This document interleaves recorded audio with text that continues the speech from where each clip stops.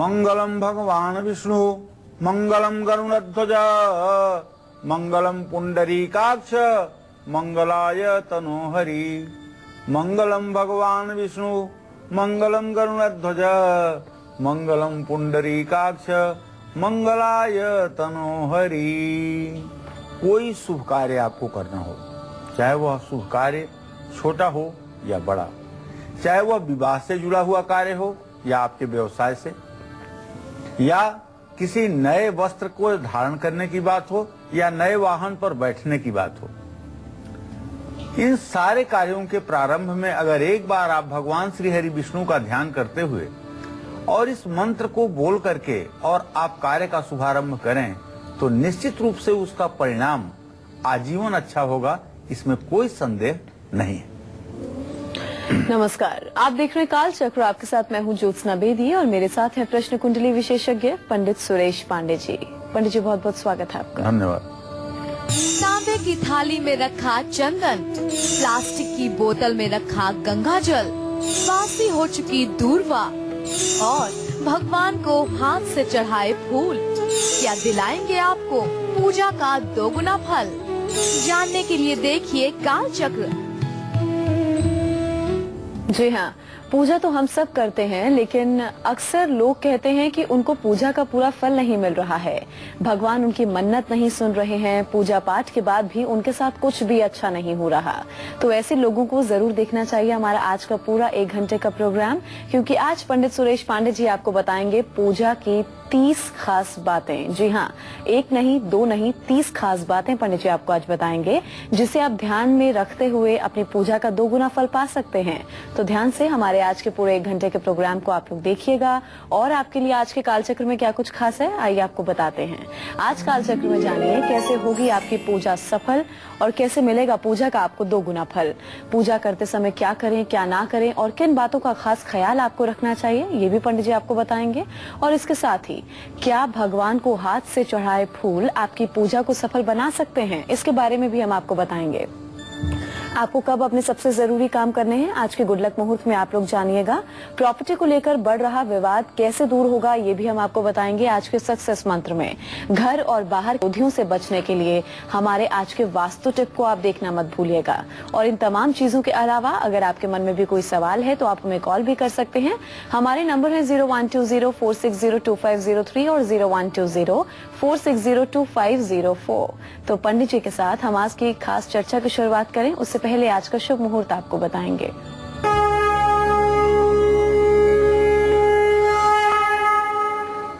3 सितंबर 2015 दिन गुरुवार। आज भाद्रपद कृष्ण पक्ष की षष्ठी तिथि सुबह 7:36 से शुरू हो चुकी है। भरणी नक्षत्र रात 1:19 तक रहेगा और रात 1:19 के बाद कृतिका नक्षत्र शुरू हो जाएगा। राहु काल दोपहर 1:30 बजे से 3 बजे तक है। आज श्री चंद्र षष्ठी व्रत है, ये उड़ीसा में इसकी मान्यता ज्यादा है। सर्व दोष नाशक रवि योग रात 1:20 तक बना हुआ है। आज ये योग अपने आप में एक विशिष्ट योग है। तो ये पंडित जी ने आपको आज का शुभ मुहूर्त बताया। अब हम आगे बढ़ेंगे और बात करेंगे आपके आज के गुड लक मुहूर्त की, जिस मुहूर्त में आपको अपने आज के सबसे जरूरी काम करने हैं। जी पंडित जी, गुड लक मुहूर्त बताइए आज का। आज कोई भी जरूरी काम आपको अभिजीत या अमृत मुहूर्त में करना है।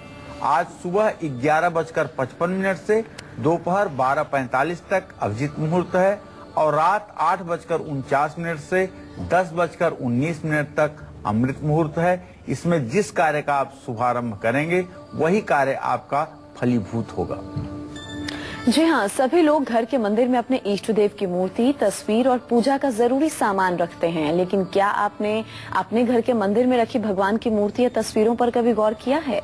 क्योंकि मूर्तियां भी आपकी पूजा पाठ को असफल बना सकती हैं। कैसे, पंडित जी आपको विस्तार से समझाएंगे। जी पंडित जी। देखिए,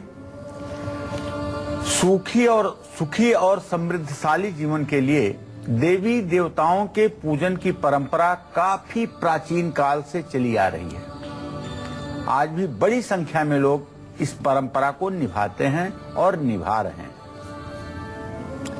मैं अपने दर्शकों को बताना चाहूंगा कि पूजा करने से हमारी मनोकामनाएं पूरी होती हैं, मन को शांति मिलती है, लेकिन पूजा करते समय कुछ खास नियमों का हमारे शास्त्रों में वर्णन किया गया है, जिसका हमें पालन करना चाहिए, वरना पूजन का शुभ फल पूर्ण रूप से प्राप्त नहीं हो पाएगा।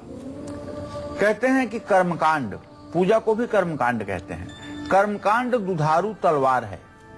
दुधारू तलवार का मतलब कि जिसके दोनों तरफ धार होती है।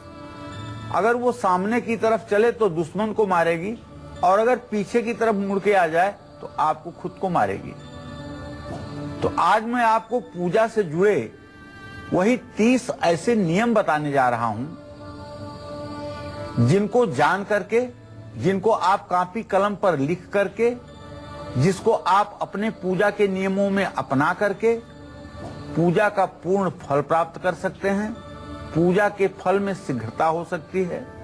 और इन सारे नियमों को ध्यान में रखने के बाद आपसे सनातन धर्म में की जाने वाली किसी पूजा में किसी गड़बड़ी की उम्मीद नहीं होगी। घर में बने हुए मंदिर के ऊपर, घर में जैसे आपने कोई मंदिर स्थापित किया है ईशान कोण में, तो मंदिर के ऊपर आपने 2-4 धार्मिक पुस्तकें रख दी, या देवी देवताओं के गहने के बाक्स रख दिए, या कपड़े रख दिए। ऐसा ना करें, इससे स्थान की सकारात्मक ऊर्जा खत्म होती है। मंदिर के ऊपर कुछ ना रखें, बल्कि धूल मिट्टी जमा न होने दें। उसकी साफ सफाई भी यथासंभव हर समय करते रहें। अपने घर के पूजा स्थान में सिर्फ प्रतिष्ठित की हुई देवी देवताओं की मूर्ति रखें। यहाँ प्रतिष्ठा का तात्पर्य हमारे है चल प्रतिष्ठा से। चल प्रतिष्ठा मतलब जो चलायमान होती है प्रतिष्ठा। अचल प्रतिष्ठा मंदिरों में होती है। तो चल प्रतिष्ठा का मतलब कि बाएं हाथ में चावल लिया और 2-2 दाना चावल उठा करके मूर्ति पर डालते गए और मंत्र बोला, ओम मनोर्जुतिर्जुखताम माजस्य बृहस्पतिर्यज्ञमिमं सममिं दधातु विश्वे देवास इहमादयन्तामों प्रतिष्ठ अस्ये प्राणा प्रतिष्ठन्तु अस्ये प्राणा चरन्तु च। कहने का तात्पर्य यह है कि चल प्रतिष्ठा करके आप अपने पूजा स्थान में मूर्तियों को रख सकते हैं। मूर्तियां कभी भी 8 अंगुल से बड़ी नहीं होनी चाहिए। और अगर कोई आपको गिफ्ट में, उपहार में क्रिस्टल की या लकड़ी की या फाइबर की मूर्ति दे रहा है, तो उसको भी आप ले आकर के अपने पूजा स्थान में मत रखिए। आपको ये जानकर हैरानी होगी कि शिवलिंग अगर थोड़ा सा किसी कोने से टूट भी जाए तो उसे खंडित नहीं माना जाता शास्त्रों में, लेकिन वही भगवान शिव की मूर्ति अगर कहीं से खंडित हो जाए तो उसे तत्काल जल में विसर्जित करना चाहिए। इसी तरह से दूसरी मूर्तियों की भी बात करें, चाहे भगवान गणेश की मूर्ति हो, चाहे मां महालक्ष्मी की मूर्ति हो, खंडित हो जाने के बाद उसका विसर्जन ही करना चाहिए। और घर में गणेश की, लक्ष्मी की खड़ी हुई मूर्ति नहीं होनी चाहिए। ये व्यावसायिक स्थान पर तो हो सकता है, लेकिन घर के पूजा स्थान में ये नहीं होना चाहिए। कोई भी पूजा या आरती खत्म होने के बाद अपने स्थान पर ही आप खड़े होकर के क्लॉकवाइज 3 बार परिक्रमा जरूर करें। इस बात का ध्यान रखें, इससे पूजा का पूरा फल मिलता है। ये तो रहा पूजा के लिए कुछ साधारण और बहुत जरूरी टिप्स, जिसे मैंने आपको बताया। आगे मैं आपको बताऊंगा कि प्लास्टिक की बोतल में रखा हुआ गंगा जल क्या आपकी पूजा को सफल बनाएगा। ये जानने के लिए आप हमारे साथ बने रहिए और देखते रहिए कालचक्र कि प्लास्टिक में रखा हुआ गंगा जल कितना लाभकारी हो सकता है। इस विषय पर भी हम आगे चर्चा करने वाले हैं।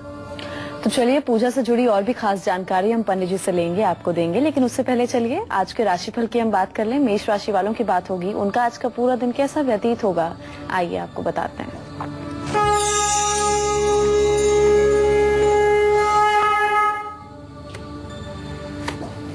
आज मेष राशि के जातकों के परिवार में मान सम्मान की स्थिति बढ़ेगी, घर के सामान में भी बढ़ोतरी होगी और आज कोई विशिष्ट उपहार आपको मिल सकता है। आपका राशि स्वामी नीच राशि में है, इसलिए आप ओम अंगारकाय नमः का मंत्र जप करिए, गाय को गुड़ और रोटी खिलाइए, स्वयं लाल वस्त्र धारण कीजिए, इससे आपका कल्याण होगा।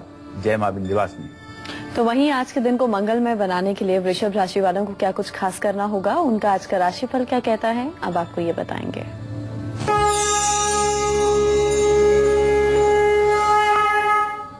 आज वृषभ राशि के जातकों के आर्थिक तरक्की का योग बन रहा है। पैसे से आज आपके जीवन में मजबूती आएगी और मान सम्मान भी बढ़ेगा, लेकिन खान पान पर ध्यान दीजिएगा, नहीं तो पेट संबंधी परेशानी भी हो सकती है।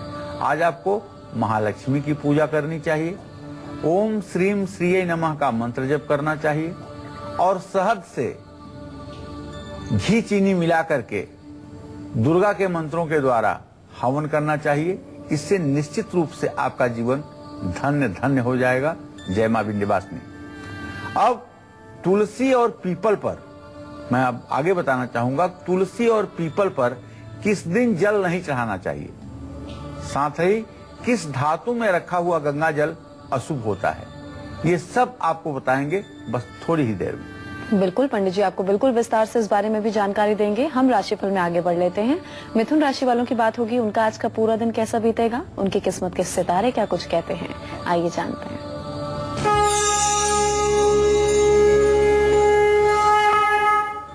आज मिथुन राशि के जातकों का पारिवारिक जीवन खुशहाल रहेगा, कारोबार में मुनाफा भी होगा, लेकिन आज तनाव भी बना रहेगा।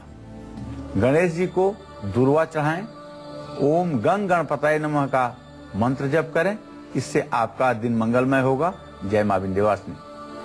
कर्क राशि वालों का भी आज का राशिफल हम बताएंगे, उससे पहले एक दर्शक जुड़ गए हैं फोन लाइन पर हमारे साथ, रचना उनका नाम है। जी रचना, उम्र बताइए, सवाल पूछ सकते हैं, आप क्या पूछना चाहती हैं? हाँ जी, मेरा नाम रचना है, मैं जोधपुर राजस्थान से बोल रही हूँ। हेलो। हाँ रचना जी बोलिए। मुझे मेरी बेटी के बारे में जानना है, उसका भविष्य कैसा रहेगा, पढ़ाई में कैसी रहेगी। उसकी डेट ऑफ बर्थ है 22 सितंबर 2009 जी। देखिए समय है रात 11:55। रचना जी 12 साल के पहले किसी बच्चे का भविष्य निर्धारण करना ये ज्योतिष के लिए बहुत कठिन बात है, इसलिए कि 12 साल तक बच्चों को बालारिष्ट होता है और बालारिष्ट पर सारे गणित के कैलकुलेशन धरे के धरे रह जाते हैं और जो कुछ होना होता है वो बालारिष्ट के आधार पर होता है। लेकिन आपने अपने बेटी के भविष्य और शिक्षा के बारे में जानने की कोशिश की है, तो मैं आपको बताना चाहूंगा कि उसके द्वितीय भाव का स्वामी बृहस्पति और सप्तम का स्वामी सूर्य इस समय दोनों सप्तम भाव में बैठे हुए हैं। भगवान ने उसे कुशल से अगर रखा तो निश्चित रूप से उसकी पढ़ाई और उसका जीवन अच्छा रहेगा। और अब कर्क राशि वालों का आज का राशिफल।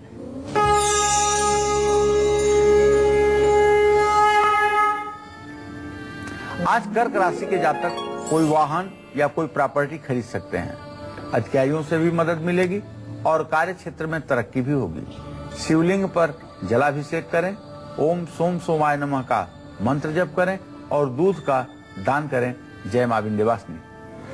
तो ये तो था आज कर्क राशि वाले जातकों के लिए आज का दिन कैसा रहेगा इसका लेखा जोखा। आगे मैं आपको बताऊंगा कि सिंह राशि वालों को आज किस बात से मिलेगी खुशी, कन्या राशि वालों को किस बात पर देना होगा ध्यान, ये सब जानने के लिए आप हमारे साथ बने रहिए कालचक्र में।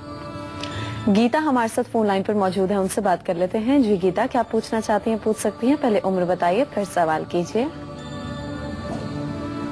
गीता मेरी आवाज मिल रही है? लगता है गीता तक हमारी आवाज नहीं पहुंच रही है। इसी के साथ यहाँ हम रुकेंगे एक ब्रेक के लिए और ब्रेक के बाद हम पंडित जी से जानेंगे कि तुलसी और पीपल पर आपको किस दिन जल चढ़ाना नहीं चाहिए, जो कि आपके लिए अशुभ साबित हो सकता है। और बाकी राशि वालों का भी आज का राशिफल बताएंगे, आज का हाल बताएंगे। एक छोटे से ब्रेक के बाद आप देखते रहिए काल चक्र।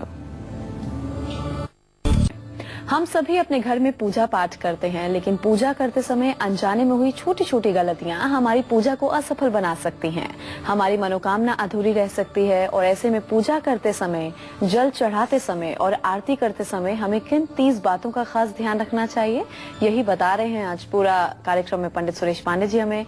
तो चर्चा को आगे बढ़ाते हुए बात करते हैं तुलसी और पीपल पर किस दिन हमें जल नहीं चढ़ाना चाहिए और इसके साथ ही किस धातु के बर्तन में चंदन कभी नहीं रखना चाहिए। इसके बारे में पंडित जी हमें बताएंगे विस्तार से। जी देखिए, तुलसी जिसको हमारे शास्त्रों में हरि प्रिया कहा जाता है, अर्थात भगवान श्री हरि विष्णु की सबसे प्रिय तुलसी के पौधे में खास करके महिलाओं से मेरा आग्रह है कि रोज जल चढ़ाएं, लेकिन रविवार को जल ना चढ़ाएं, ना ही इसके पत्ते रविवार को तोड़ें। ये तो आपको पता होगा, लेकिन कुछ नियम पीपल के पेड़ के साथ भी जुड़े हुए हैं।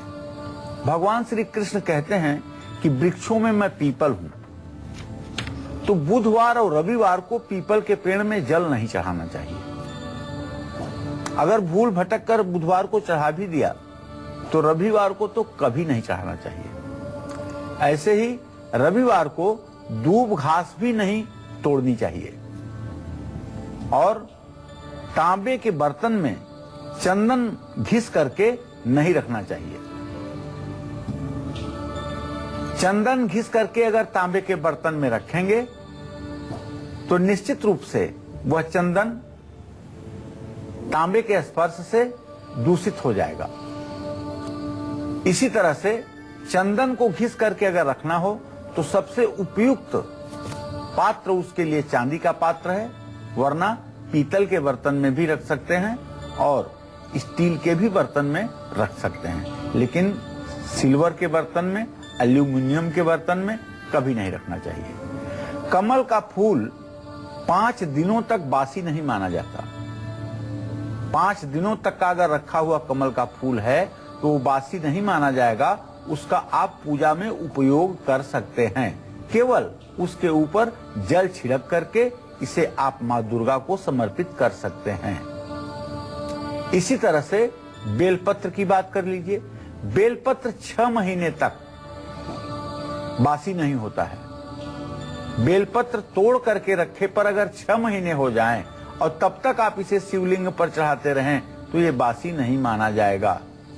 इसी तरह से तुलसी का पत्ता जो भगवान श्री हरि विष्णु को परम प्रिय है, ये 11 दिनों तक अशुद्ध नहीं होता, बासी नहीं होता।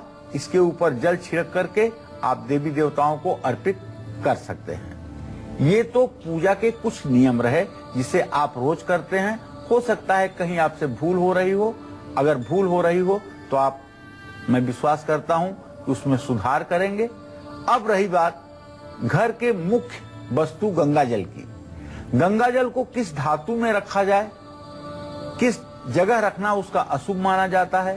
साथ ही भगवान शिव को और या किस भगवान को शंख से जल अर्पित नहीं करना चाहिए, इसके बारे में भी आपको जानकारी दूंगा। बस थोड़े समय का इंतजार है, इसके बाद में आपको इसी विषय पर चर्चा करना चाहूंगा। हम बात कर लेंगे अब सिंह राशि वालों की। उनका आज का पूरा दिन कैसा बीतेगा, उनके आज की किस्मत के सितारे क्या कुछ कहते हैं, आइए जानते हैं।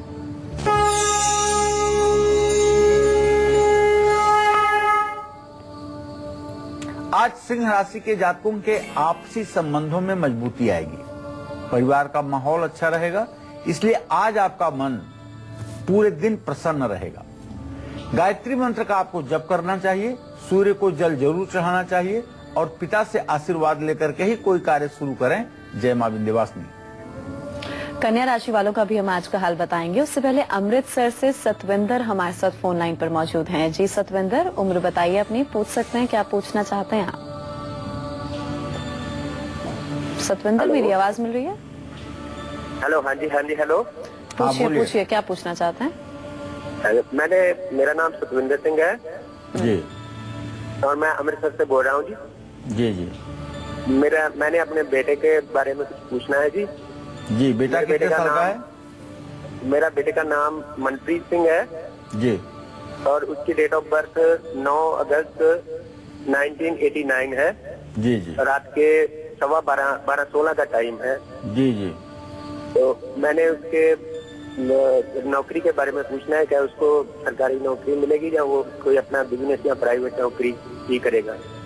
सतविंदर जी, आपने अपने बेटे के नौकरी या व्यवसाय के लिए पूछा है, तो मैं आपको बताना चाहूंगा कि आपके पुत्र भाव का स्वामी बुध है, उससे दशम भाव का स्वामी बृहस्पति है। बुध और बृहस्पति की द्वितीय द्वादश स्थिति इस बात का संकेत करती है कि आपके बेटे को प्राइवेट सेक्टर में नौकरी भी मिल सकती है और अपना स्टेशनरी का व्यवसाय भी कर सकता है। अगर प्राइवेट सेक्टर में नौकरी करेगा तो वो भी उसके लिए अच्छा है, और अगर अपना स्टेशनरी से रिलेटेड कोई व्यवसाय करेगा तो उसमें भी उसे अच्छी सफलता मिलेगी। चलिए अब हम कन्या राशि वालों की बात कर लेते हैं, उनका आज का हाल उन्हें बताएंगे।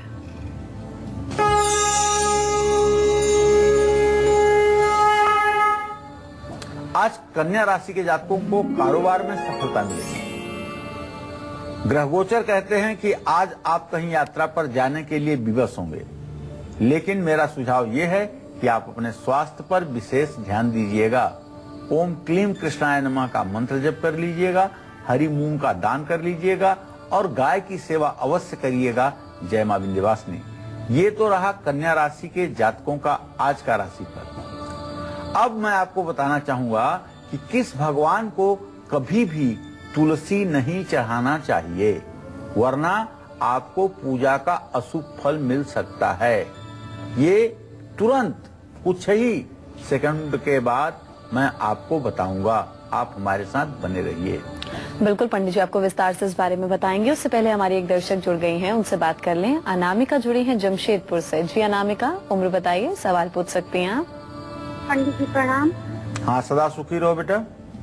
पंडित जी, मेरे पिताजी का नाम है इंद्रेश दुबे जी गोत्र है उनकी भारद्वाज जी उनकी तबीयत अचानक से बहुत बिगड़ गई, उनको ब्रेन हेमरेज हो गया है। जी। तो कौन सी पूजा, डॉक्टर बोल रहे हैं सेहत में थोड़ी सुधार, लेकिन हम चाहते हैं कि कोई ऐसी पूजा बताएं जिससे उनको शीघ्र लाभ हो। चलो बेटा, मैं बताना चाहूंगा कि आपने जो अपने पिताजी के स्वास्थ्य के बारे में प्रश्न किया है, पिता भाव से छठवें भाव का स्वामी बुध है, शनि के साथ इत्तेसाल हो रहा है। तबीयत तो ज्यादा सीरियस स्थिति में है, लेकिन एक अचूक उपाय आपको बताना चाहूंगा। 108 बेलपत्र आज ही तोड़वाइए, और जिसको भी महामृत्युंजय मंत्र याद हो वो उस बेलपत्र को लेकर के परिवार का सदस्य चला जाए शिव मंदिर, और शिव मंदिर में भगवान शिव को जल चढ़ा करके और 108 बेलपत्र महामृत्युंजय मंत्र पढ़ते हुए 108 बेलपत्र चढ़ा दे, और 108 रुई के छोटे छोटे इत्र के फाहे बना ले। छोटी छोटी रुई को गोल करके उसमें इत्र लगा ले। 108 इत्र की गोलियां वो भी शिवलिंग पर चढ़ा दे, और ये उपाय लगातार 3 दिनों तक करवा दो। निश्चित रूप से उनके स्वास्थ्य में सुधार हो जाएगा। जब उनकी स्थिति स्थिर हो जाए, जीवन का खतरा समाप्त हो जाए, तब आपको चाहिए कि आप महामृत्युंजय मंत्र का 1.25 लाख जप उनके लिए आयोजित करके करवा दीजिएगा। चलिए अब हम राशिफल में आगे बढ़ेंगे और बात करेंगे तुला राशि वालों की। उन्हें आज के दिन को विशेष बनाने के लिए क्या कुछ खास करना होगा और किन बातों का खास ध्यान रखना होगा।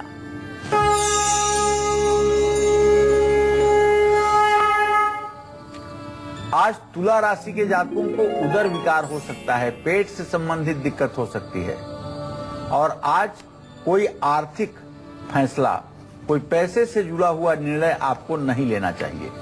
आज आपके परिवार का मान सम्मान बढ़ेगा। आज आपको महालक्ष्मी को प्रसन्न करने के लिए श्री सूक्त का पाठ करना चाहिए, महालक्ष्मी की पूजा करनी चाहिए और सफेद वस्त्र भी धारण करना चाहिए। जय मां विंध्यवासिनी।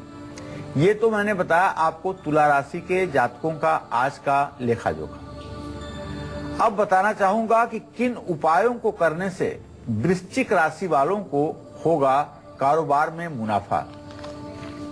साथ ही आज धनु राशि वालों को फायदा होगा या होगा नुकसान, ये सब अभी कालचक्र में इसी सेगमेंट में आपको बताने वाला हूं।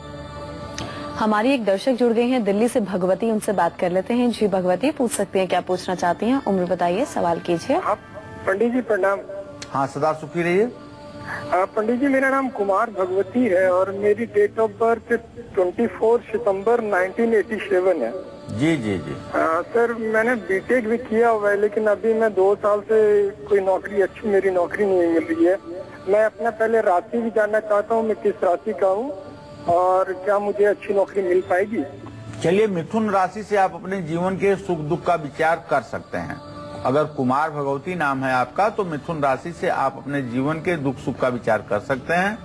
रही बात नौकरी की और अच्छी नौकरी की, तो मैं आपको बताऊं कि आपके जीविका भाव का स्वामी बृहस्पति है, जो इस समय अस्त है।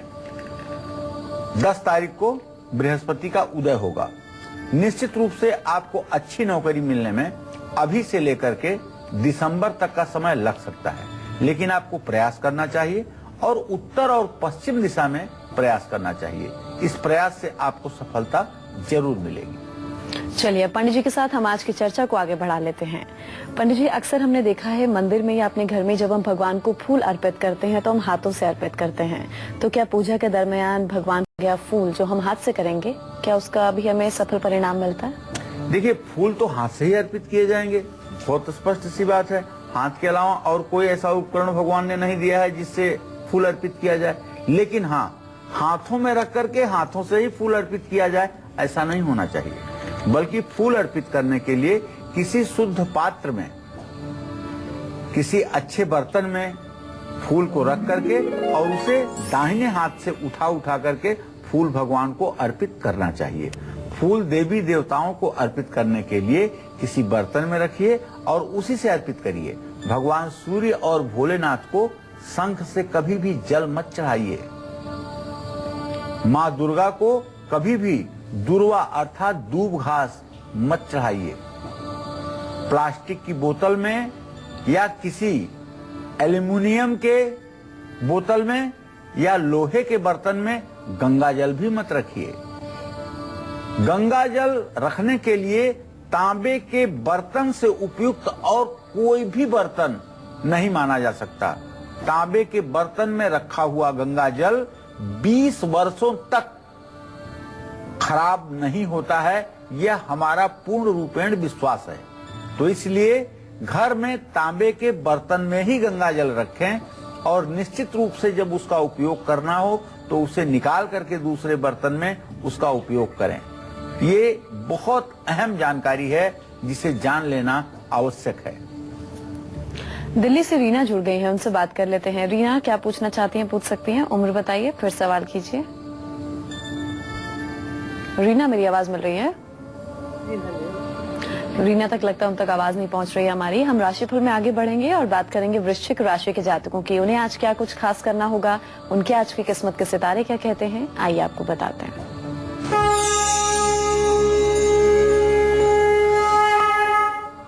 आज वृश्चिक राशि के जातकों को सरकार से सहयोग प्राप्त होगा। कारोबार में भी आपकी तरक्की होगी और मान सम्मान भी आपका बढ़ेगा।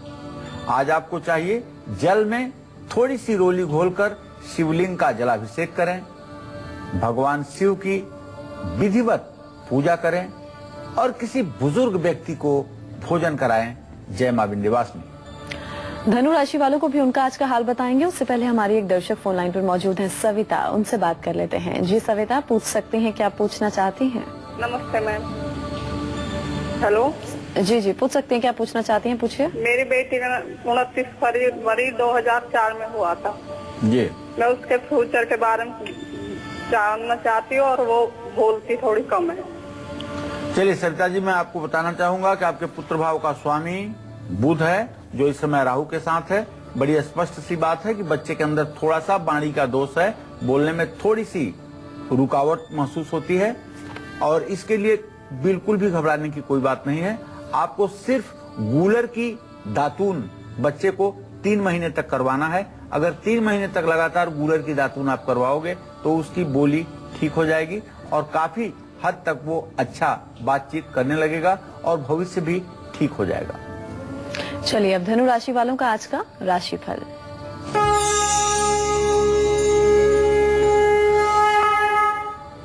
आज धनु राशि के जातकों का अगर ग्रह गोचर देखा जाए तो एक बात स्पष्ट कि आज आपको कहीं न कहीं से कोई मजबूत गिफ्ट मिलने वाला है और आज आपके आपसी संबंधों में भी मजबूती आएगी। पारिवारिक जीवन आपका सुखी रहेगा। आज आपको चाहिए कि पीले फलों का दान किसी धर्म स्थान में करें और अपने गुरु का आशीर्वाद लें, केसर का तिलक लगाएं। जय मां विंध्यवासिनी। तो ये तो था धनु राशि वालों का आज का राशिफल। घर और बाहर के विरोधियों से बचने के लिए अपने डाइनिंग टेबल पर कौन सी चीज नहीं रखनी चाहिए, ये भी आज आपको हम कालचक्र में बताने वाले हैं, बस थोड़ी ही देर में। पानीपत से पुष्पा जुड़ गई हैं, जरा उनसे बात कर लें। जी पुष्पा, क्या पूछना चाहती हैं, पूछ सकती हैं आप। हेलो जी। हाँ नमस्कार मैडम। पंडित जी नमस्कार। हाँ नमस्कार पुष्पा जी। हाँ जी पंडित जी, मैं पूछना चाहती हूँ कि मेरे अपना तो मकान है पंडित जी, मैं किसका आपको जन्म डेट बताऊं कि मैं और मकान आगे बनाना चाह रहे हैं पंडित जी। ठीक है पुष्पा जी, मैं आपको बताऊं कि आपके चतुर्थ भाव का स्वामी बृहस्पति है, जो पूर्ण दृष्टि से इस समय धनु राशि को देख रहा है। आगे भी आपके मकान बनने के योग बने हुए हैं, इसमें कोई दो राय नहीं है। आगे भी आपका मकान बनेगा, लेकिन अभी बृहस्पति अस्त है, इसलिए हम ये कह सकते हैं कि अभी साल डेढ़ साल का विलंब है नया मकान बनने में, और नया मकान भी आपका होगा, इसमें कोई संदेह नहीं है। चलिए अब संजीव से बात कर लेते हैं। दिल्ली से हमारे अगले दर्शक जुड़े हैं। जी संजीव, पूछ सकते हैं, क्या पूछना चाहते हैं। हाँ जी, मैम ये पूछना है पंडित जी से, जो मेरा लड़का एक हुआ है 2002 14 मार्च 2002 का जन्म लिया है जी, वो पढ़ाई में मान लीजिए उसका नंबर सही नहीं आ रहा है। संजीव जी, आपके पुत्र भाव का स्वामी है बुध और आपके पुत्र भाव के विद्या भाव का स्वामी है शुक्र। सूर्य और शुक्र की द्वितीय द्वादश स्थिति इस बात का संकेत है कि बच्चा आपका पढ़ता जरूर है, 12 साल का हो गया है, लेकिन लिखते समय वो सारी चीजों को भूल जाता है। इसके लिए आपको चाहिए कि उसे अभी से गणेश चालीसा का पाठ करने का अभ्यास करवाइए। अगर वो गणेश चालीसा का रोज पाठ करने लगेगा तो निश्चित रूप से पढ़ाई में उसके नंबर भी अच्छे आएंगे और पढ़ाई में मन भी लगेगा। इसके साथ 21 मसूर के दाने, अपने पत्नी से कहिए कि 21 मसूर के दाने लाल कपड़े में सिल करके मंगलवार को उसके पढ़ाई वाली बैग में डाल दें और उसे उसमें बना रहने दें। निश्चित रूप से यह एक ऐसा छोटा सा उपाय है जो पढ़ाई में परिवर्तन लाएगा। तो भगवान की आरती तो हम सभी रोज करते हैं, लेकिन अलग अलग भगवान की आरती किस किस तरीके से की जाती है, इसके बारे में आपको पंडित जी बताएंगे। जी पंडित जी। देखिए, घर में सुबह और शाम दीपक जरूर जलाना चाहिए। अगर आप सनातन धर्म में विश्वास करते हैं, आप आस्तिक हैं और आपके पास समय है, तो आप सुबह शाम घर में दिया जरूर जलाएं। दिया वैसे तो देसी घी का होना चाहिए, लेकिन आजकल इतनी मिलावट देसी घी में हो गई है कि जिसकी कोई सीमा नहीं, इसलिए तिल के तेल का दिया सबसे ज्यादा आज के समय में उपयुक्त है। भगवान शिव, भगवान गणेश और भगवान भैरव, इन 3 देवताओं को तुलसी कभी भूल करके भी नहीं चढ़ानी चाहिए। भगवान शिव के सामने 3 या 5 बार आरती घुमानी चाहिए। आरती घुमाते समय ध्यान रखें कि आप हवा में ही ओम लिख दें। आप हवा में ही ओम लिख दें। ऐसी आरती 3 बार करें। और भगवान गणेश के सामने आरती आपको 4 बार घुमानी चाहिए, पैरों से शुरू करके और चेहरे के ऊपर तक जाना चाहिए ओम लिखते हुए। आरती की थाली से ओम की आकृति आप वायु में अर्थात हवा में ही बना दें। इसी तरह से भगवान श्री हरि विष्णु के किसी विग्रह के सामने अगर आप हैं, चाहे वो राम की मूर्ति है, चाहे श्री कृष्ण की मूर्ति है, चाहे भगवान श्री हरि विष्णु की मूर्ति है, तो 12 बार आरती आपको घुमानी चाहिए। भगवान रुद्र के सामने, भगवान शिव के सामने 14 बार आरती घुमानी चाहिए। और इसी तरह से अगर सूर्य की आरती करनी है तो 7 बार में आरती समाप्त करें। भगवती दुर्गा की आरती करने के लिए भी 9 बार आरती को घुमाना चाहिए। अन्य देवी देवताओं के सामने 7 बार आरती घुमाने की परंपरा है। कितनी महत्वपूर्ण जानकारी है ये, है बड़ी आसान बात, लेकिन पहले यही बात हमारे बड़े बुजुर्ग हमको बताया करते थे। आज परिवार के स्थितियां ऐसी हुई हैं लोग इतना दूर दूर रहना शुरू कर दिए हैं, लोगों के पास समय नहीं है कि घर के बड़े बुजुर्ग ये बातों को बता सकें। इसलिए यह विषय आज और भी महत्वपूर्ण हो सकता है कि हम अपने जीवन में सनातन परंपराओं को जान पाएं। अगर आपको भी प्रॉपर्टी से जुड़े हुए विवादों का सामना करना पड़ रहा है तो आप थोड़ी देर का इंतजार कीजिए, क्योंकि अब से कुछ ही देर में मैं आपको वो अचूक उपाय भी बताने वाला हूं जिससे प्रॉपर्टी का सुख आपको मिलेगा और निसंदेह आपकी परेशानी दूर होगी। तो घर और बाहर के विरोधियों से बचने के लिए अपने डाइनिंग टेबल पर आपको क्या कुछ बिल्कुल नहीं रखना चाहिए, इसके बारे में भी आपको पंडित जी बताएंगे। लेकिन एक छोटे से ब्रेक के बाद आप बने रहिए हमारे साथ और देखते रहिए काल चक्र।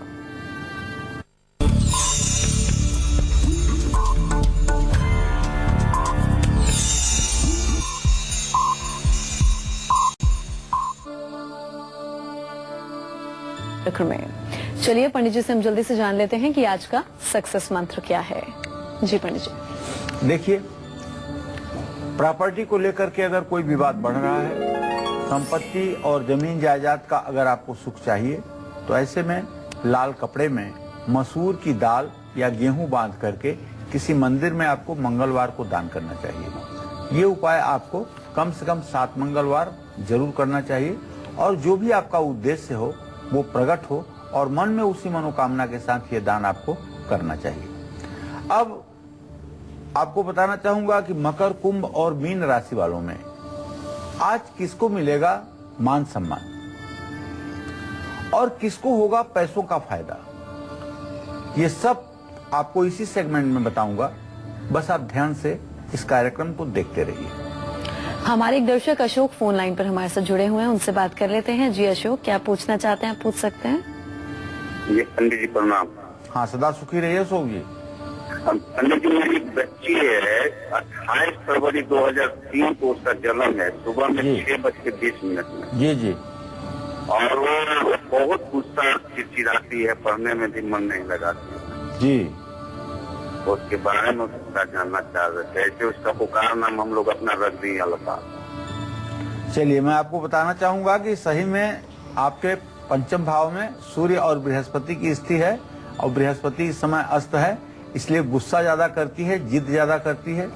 अगर रविवार के दिन गाय के पूंछ का झाड़ा उसके ऊपर 5 बार लगवा दिया जाए तो निश्चित रूप से उसकी जिद समाप्त हो जाएगी। और ये कोई नया उपाय नहीं है, भगवान श्री कृष्ण को भी जब जिद ज्यादा आती थी तो नंद और यशोदा गाय के पूंछ का झाड़ा लगवाते थे भगवान श्री कृष्ण को। तो आपको ये उपाय छोटा जरूर लग रहा होगा, लेकिन गाय के पूंछ का झाड़ा अगर 5 बार उसके ऊपर रविवार को लगा दिया जाए तो निश्चित रूप से उसकी जिद कम हो जाएगी और पढ़ाई में भी उसका मन लगेगा। हाँ, एक बात जरूर कहना चाहूंगा कि अगर उसे एक 2-मुखी रुद्राक्ष लाल धागे में करके धारण करवाया जाए तो इससे उसकी पढ़ाई के प्रति लालसा मन में बढ़ेगी, इसमें कोई संदेह नहीं है।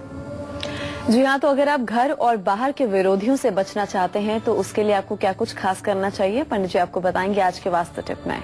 जी पंडित जी। चलिए, अब बात करते हैं आज के वास्तु टिप की। घर और बाहर के विरोधियों से बचना है आपको, दुश्मनों से आपको नुकसान न हो, इसके लिए आप जहां खाना खाते हैं अपने डाइनिंग टेबल पर, वहां अचार की शीशी, चाकू या कटलरी का सेट परमानेंट ना रखें।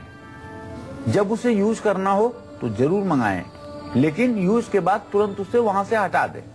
और किसी शोकेस में चाकू खड़ी करके ना रखें डाइनिंग टेबल पर, बल्कि चाकू को तो किचन में छिपा करके रखना चाहिए। बस इस छोटी सी बात का ध्यान देकर के आप अपने दुश्मनों से निजात पा सकते हैं। चलिए, अब मकर राशि वालों का आज का राशिफल देखते हैं।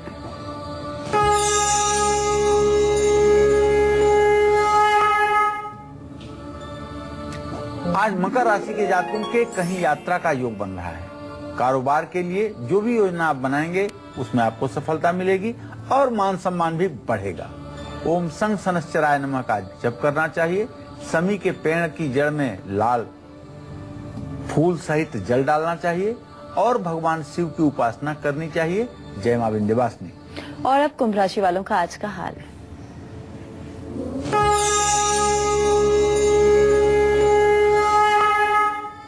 आज कुंभ राशि के जातकों का मान सम्मान बढ़ने से मन प्रसन्न रहेगा। आज आपके विरोधी आपके सामने घुटने टेकेंगे। कारोबार में भी आपको तरक्की मिलेगी। शनि चालीसा का पाठ करें, शिवलिंग पर भस्म चढ़ाएं, किसी बुजुर्ग को भोजन कराएं। जय मां विंध्यवासिनी। और अब मीन राशि वालों का आज का राशिफल देखते हैं।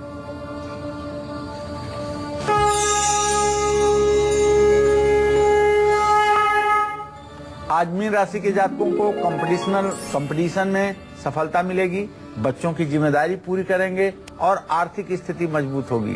केसर का तिलक लगाएं, धार्मिक ग्रंथों का दान करें, विष्णु भगवान की पूजा करें। जय मां विंध्यवासिनी। चलिए, तो उम्मीद करते हैं कि आज का विषय आप सभी को बहुत पसंद आया होगा। बहुत बहुत शुक्रिया पंडित जी आपका इस खास जानकारी के लिए। कल फिर हाजिर होंगे एक नए विषय के साथ। तब तक के लिए कालचक्र की पूरी टीम को दीजिए इजाजत। नमस्कार।